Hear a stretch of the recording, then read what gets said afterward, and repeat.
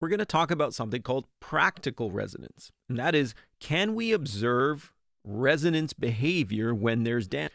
Now, in our mathematical model, that means we're going to add a term with damping. We're going to add this cy prime term. We'll consider again rest initial conditions, and we'll drive it with some sort of periodic driving force. Generally, that driving force will not be the natural frequency of the system. Now, as always, when we have a non-homogeneous problem like this, there's going to be a homogeneous solution and a particular solution. The homogeneous solution has to do with the left-hand side of the DE.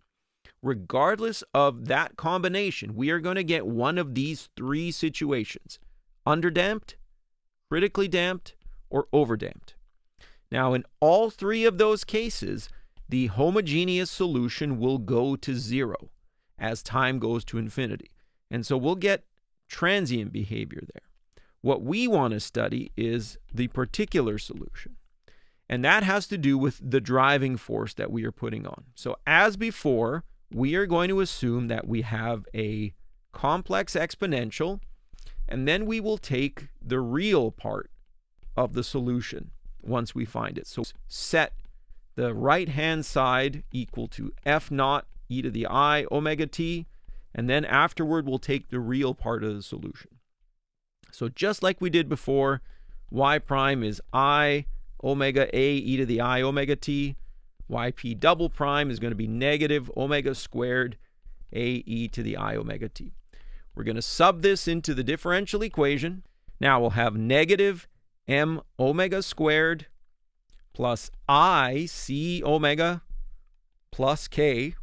That's on the left-hand side. That'll all have a common factor of a e to the I omega t. On the right-hand side, we'll have f naught e to the I omega t. Those will go away. This time we've got k minus m omega squared plus I c omega. Because there's an I in the bottom, what we should be doing is multiplying here by the complex conjugate. K minus m omega squared subtract I c omega, k minus m omega squared subtract I c omega. What we're trying to do is turn this into a complex number, alpha plus I beta. So if we go ahead and we do the work there, we'll get an f naught k minus m omega squared minus I f naught c omega all over k minus m omega squared out.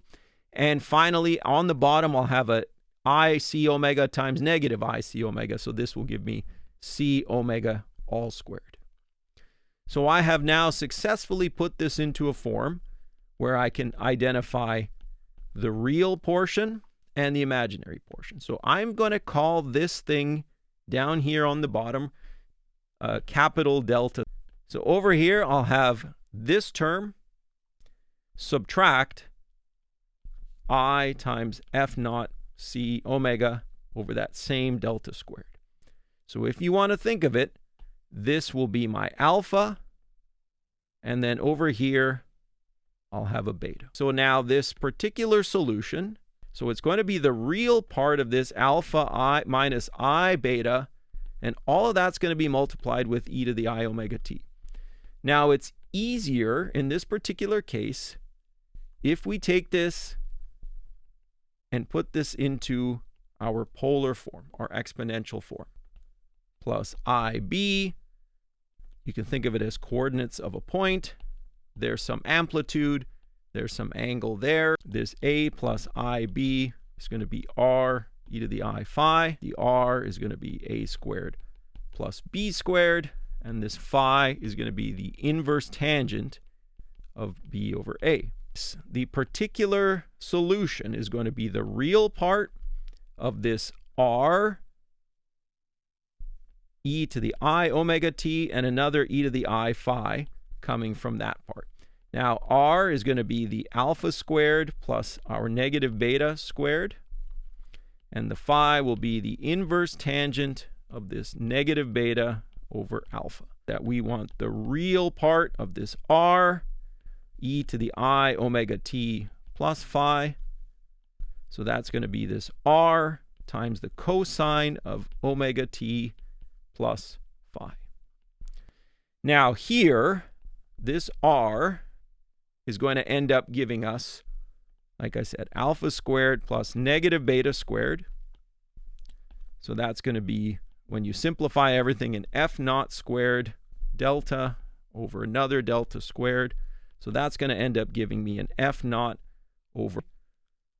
So r is going to be the following. Squared plus c omega squared. Because what we are going to be more interested in is how it behaves.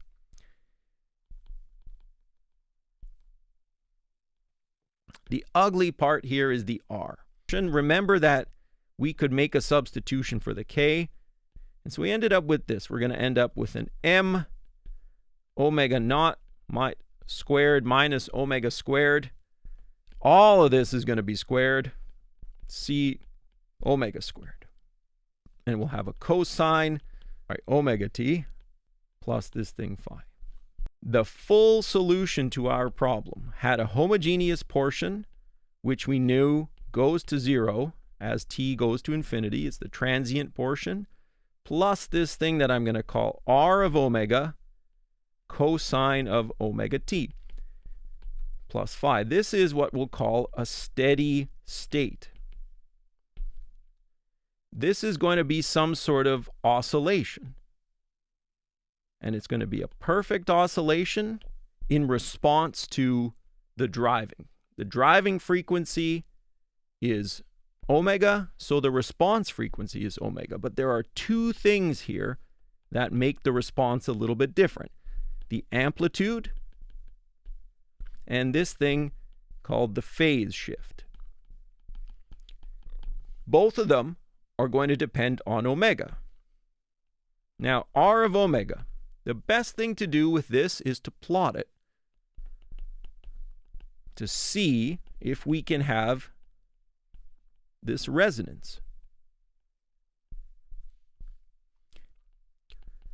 And so I can take this into something like Desmos, and in order for me to plot it, I need to choose some values. So as an example, let's say I choose f naught is 82, mass is 1, c is 2, k is 26. If I were to do that, I would end up with a picture for r of omega. What is the behavior of the response amplitude as a function of driving frequency? This picture will tell me what I need to know. And it turns out very nicely that you get a picture that kind of looks like this. If you drive it slowly, so if you drive it for low values of omega, there'll be some response. But as you approach some sort of critical omega star, you get a maximum response. So this is where the maximum energy is transferred from the driving force to the response. As you go further out, if you drive it too fast, the system just doesn't have a chance to respond, and there'll be no response. The amplitude will go to 0. What frequency, omega star, gives the maximum response? So what we're going to do is solve r prime omega equals 0 for omega. So that means you're going to have to take an omega derivative of this horrible expression. It's not as bad as it looks. Remember here that the omega is your variable. And yes, you'll need to do some chain rule. I'm going to leave you to practice and do some of this work. What you're going to find with a negative f naught omega, upstairs you'll get a c minus 2m k minus m omega squared. And then downstairs you'll have that entire expression with the square. And I'm just going to be lazy about what's inside that square root. So that whole thing will get squared. Now this always exists because the denominator will never be 0 And r prime equals 0 when omega is 0, which is kind of boring. That's this case right here. And then the more interesting case is when all this other stuff is 0. And that will be true if you take that thing and set it equal to 0 and solve for omega. C squared over 2m, k is equal to k minus m omega squared. And so what you'll find is that this omega is omega naught minus 2c over 2m all squared. In the notation we had before, that was p. So omega naught squared minus 2p squared. This thing right here is called the practical resonance frequency. This is where resonance occurs when you have damping. Now note, so we'll call this thing our omega star. If I were to square it, it would just be omega naught squared minus 2p squared. And that means, very importantly, it's less than omega naught squared. Omega star is less than the natural frequency. It's lower frequency than the natural frequency. So unlike pure resonance, in pure resonance, it's exactly when you're driving it at the resonant frequency of the system. For practical, it's a little bit less. As C goes to 0, this omega star goes to omega naught, as expected. So the point here, so a second order model can exhibit complicated or complex behavior like resonance. And that is a success of mathematical modeling. You can get some very complicated real-life behavior out of a mathematical model.